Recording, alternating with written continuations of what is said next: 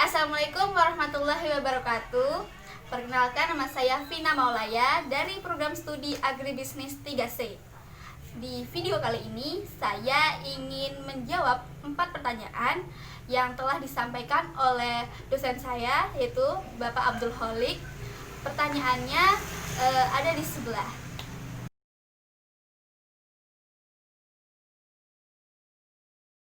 Untuk jawaban soal yang pertama, yaitu soalnya jelaskan siklus hidrologi secara detail.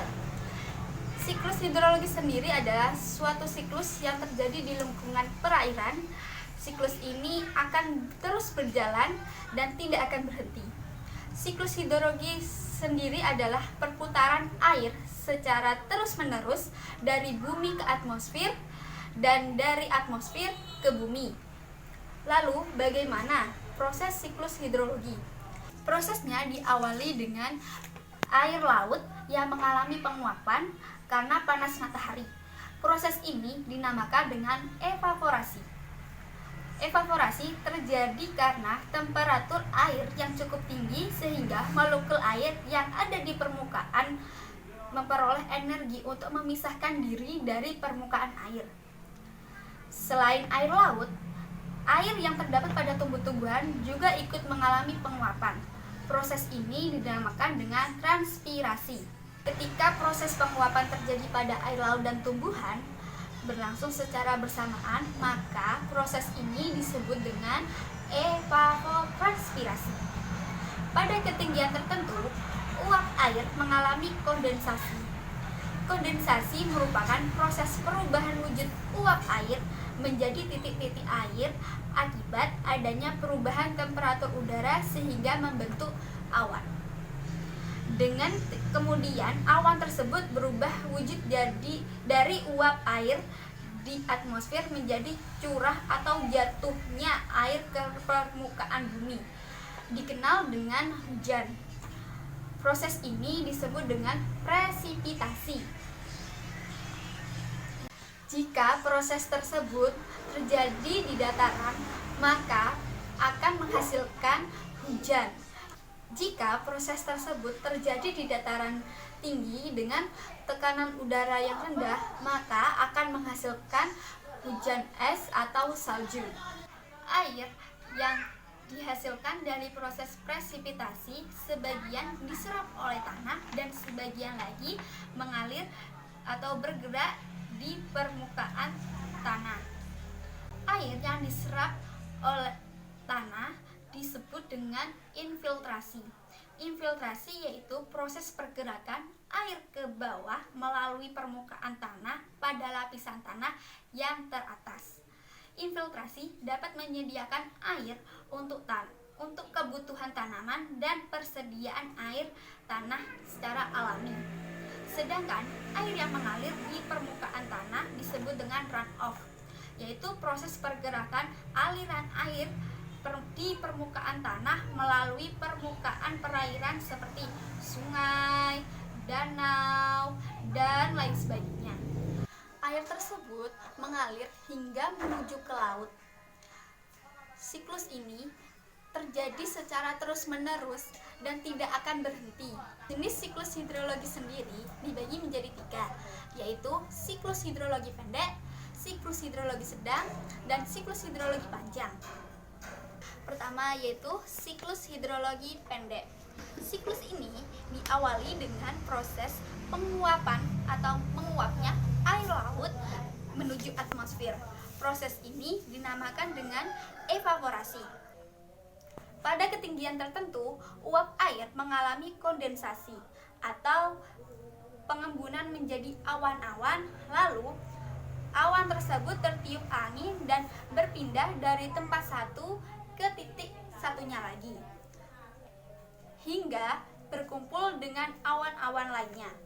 Proses ini dinamakan dengan adveksi.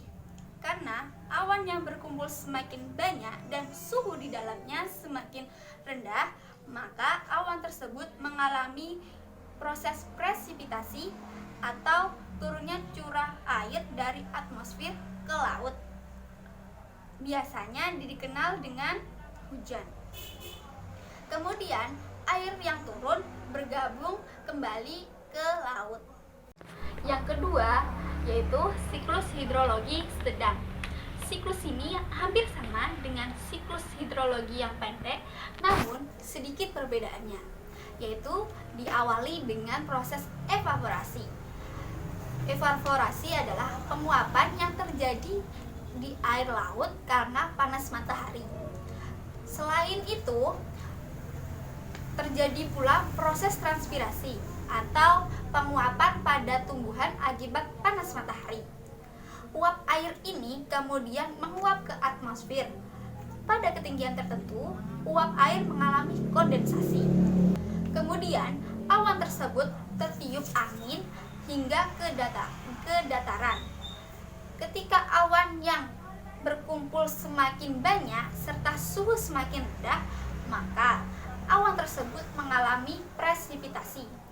Lalu, air yang turun ke permukaan bumi sebagian diserap oleh tanaman atau disebut dengan infiltrasi, dan sebagian lagi mengalir di permukaan tanah atau disebut dengan runoff.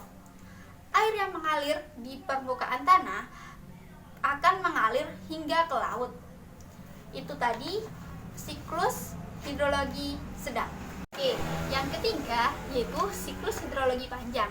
Siklus ini hampir sama dengan siklus hidrologi sedang, namun berbeda pada akhir prosesnya.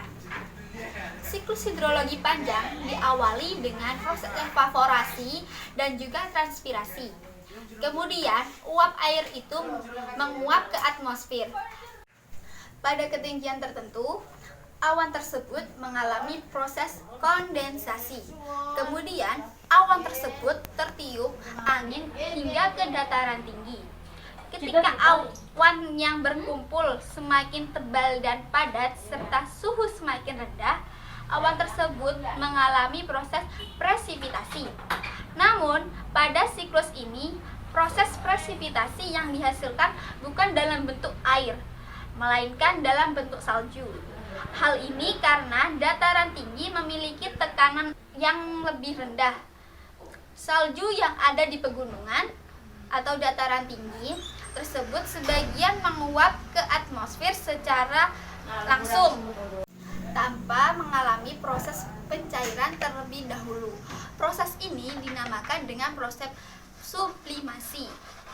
Lalu sebagian lagi mengalir di permukaan tanah atau disebut dengan runoff, dan sebagian lagi diserap oleh tanah atau disebut juga dengan infiltrasi. Itu tadi jawaban soal yang pertama. Kita lanjut ke jawaban soal yang kedua. Untuk soal yang nomor 2 yaitu bertambahnya populasi menjadikan kebutuhan lahan tidak terelakkan.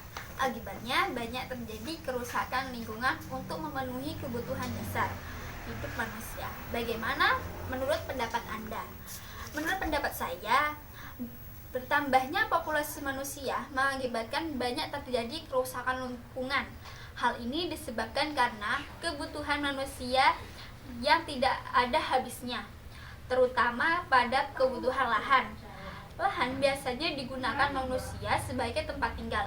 Hal ini tidak terlepas dari kebutuhan primer manusia, yaitu papan atau tempat tinggal. Selain itu, kerusakan lingkungan juga bisa disebabkan karena manusia terus mengambil hasil dari hutan tanpa melakukan penanaman kembali atau reboisasi, sehingga banyak kerusakan lingkungan yang dihasilkan. Oleh sebab itu, kita sebagai manusia harus bisa menjaga lingkungan sekitar kita dari kerusakan lingkungan, agar anak cucu kita nanti bisa atau dapat menikmati lingkungan atau alam di sekitar kita. Untuk soal yang nomor 3 yaitu bagaimana pendapat Anda mengenai upaya yang telah dilakukan pemerintah Indonesia dalam menanggapi isu-isu lingkungan. Menurut pendapat saya mengenai pemerintah Indonesia dalam menanggapi isu-isu lingkungan, yakni apa yang telah dilakukan oleh pemerintah Indonesia menurut saya sudah tepat dengan mengeluarkan pertama, Undang-Undang Pokok Agraria Nomor 5 Tahun 1960 yang mengatur tentang guna tanah. Yang kedua yaitu menerbitkan Undang-Undang Nomor 4 Tahun 1982 tentang ketentuan-ketentuan pokok pengelolaan lingkungan hidup. Yang ketiga yaitu memberlakukan Peraturan Pemerintah Republik Indonesia Nomor 24 Tahun 1986 tentang AMDAL atau analisis mengenai dampak lingkungan. Yang keempat, pada tahun 1991, pemerintah membentuk Badan Pengendalian Lingkungan. Namun, menurut saya, pelaksanaannya masih kurang sempurna. Masih banyak orang yang melanggar peraturan tersebut. Selain itu, isu-isu lingkungan ini akan tidak ada jika antara pemerintah dan masyarakat saling bersinergi satu sama lain atau saling mendukung satu sama lain, sehingga isu-isu lingkungan tersebut tidak akan terjadi lagi. Untuk soal nomor 4 yaitu adalah apa yang Anda lakukan jika Anda menjadi seorang Bupati Banyuwangi terkait dengan program lingkungan. Yang saya lakukan jika saya menjadi Bupati Banyuwangi yaitu mengeluarkan sebuah kebijakan mengenai program lingkungan. Mengapa? Karena menurut saya di Banyuwangi sendiri terlalu banyak masyarakat yang mengubah lahan, khususnya pertanian, diubah menjadi bangunan. Dengan dikeluarkannya peraturan mengenai kebijakan lingkungan, saya berharap lahan di Banyuwangi tidak mengalami kekurangan secara drastis. Selain itu, saya juga mengeluarkan kebijakan mengenai lingkungan yang ada di Tumpang Pitu. Menurut saya, lingkungan di Tumpang Pitu telah mengalami kerusakan lingkungan yang cukup besar karena di sana seringkali dilakukan pengerukan emas atau pertambangan emas sehingga mengakibatkan kerusakan lingkungan yang cukup besar. Dengan mengeluarkan kebijakan mengenai pertambangan di Tumpang Pitu sendiri, saya berharap kerusakan lingkungan yang ditimbulkan dari proses tersebut dapat dikurangi sehingga lingkungan sekitar, khususnya lingkungan Tumpang Pitu dapat terjaga dan lebih lestari lagi dari sebelumnya. Jadi anak cucu kita dapat menikmati sumber daya alam yang ada di Tumpang Pitu dan tidak terhabis, maksudnya tidak habis sebelum dinikmati oleh anak cucu kita.